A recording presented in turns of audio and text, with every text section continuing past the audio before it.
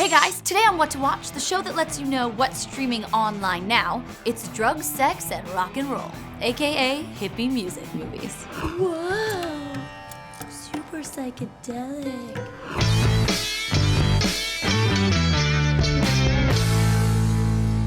Okay, so I missed Coachella this year, and I may have gotten just the slightest bit depressed while watching their performances streaming on YouTube, so I decided to get into my own groove with some hippie flicks. It's all happening. Music. True music. Not just rock and roll. It chooses you. First up is the ultimate hippie go-to. Almost Famous is streaming on Amazon. The movie was inspired by writer-director Cameron Crowe's very early career as a 15-year-old contributor to Rolling Stone magazine. Crowe's Rolling Stone stint was the start of an awesome career as a writer. His first screenplay was an adaptation of his first book, Fast Times at Ridgemont High. You know, that really great Amy Heckerling high school movie? That was my skull! I'm so wasted! Anyway, Crowe went on to pen Say Anything, Singles, and Jerry Maguire, all before winning the Best Writing Screenplay Academy Award for Almost Famous. The movie follows William Miller, played by young Patrick Fugit, when he gets a once-in-a-lifetime opportunity to tour and write about the up-and-coming band Stillwater. While on tour, William meets and falls for Penny Lane, aka Kate Hudson, in perhaps her best role ever, as the young and beautiful groupie, or Band-Aid. Groupies sleep with rock stars because they want to be near someone famous. We're here because of the music. We are Band-Aids. The role of Penny Lane was originally intended for Sarah Polley, and even Christina Ricci auditioned. To me, Hudson makes the film, so I'm definitely glad that it worked out in her favor.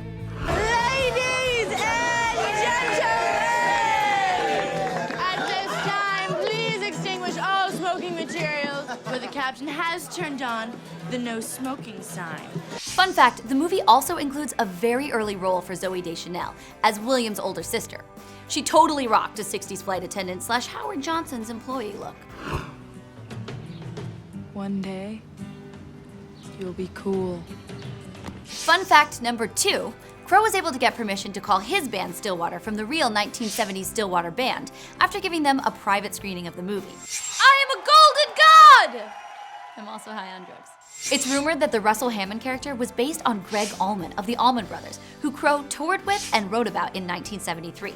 Peter Frampton, Crowe, and his wife Nancy, who's also the guitarist in the rock band Heart, wrote Stillwater's songs.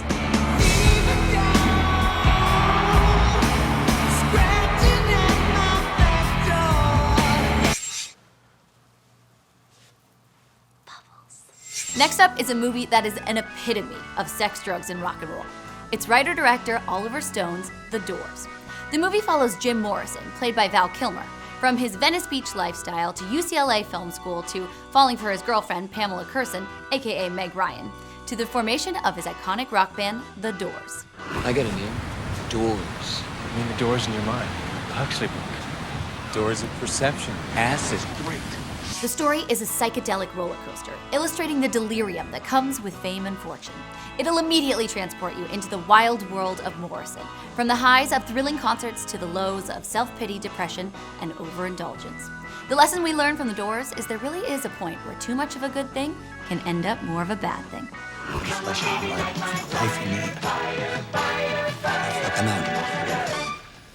Catchy tune.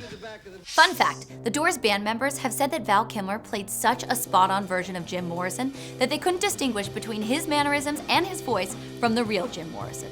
Check out The Doors, now streaming on Netflix. Peace and love.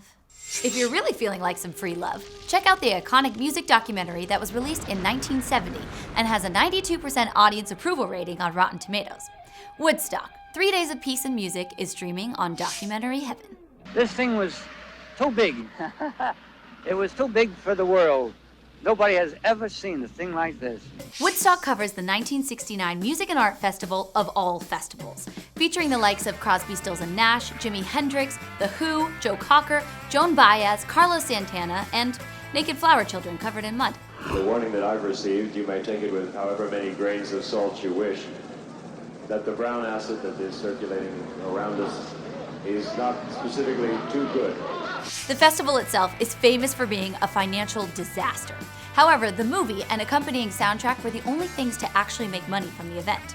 The movie is a result of an edited down 120 hours worth of footage shot over the 3-day concert. It's really amazing, man. It looks like some kind of biblical, epical, unbelievable scene. The 2 to 3 panel screen presentation allowed young film editor Martin Scorsese to show concert footage alongside audience reactions and behind-the-scenes coverage. Maybe there'll be a few more people here by then. I don't like a little puny gathering like this. The documentary truly places the audience in the center of the festivities, giving a real sense for how incredible it must have been to be part of the controlled mayhem that was the monumental event of Woodstock. 500,000 young people can get together and have 3 days of fun and music, and have nothing but fun and music, and I God bless you for it. You know you got it if it makes you feel good. Oh, yes you do.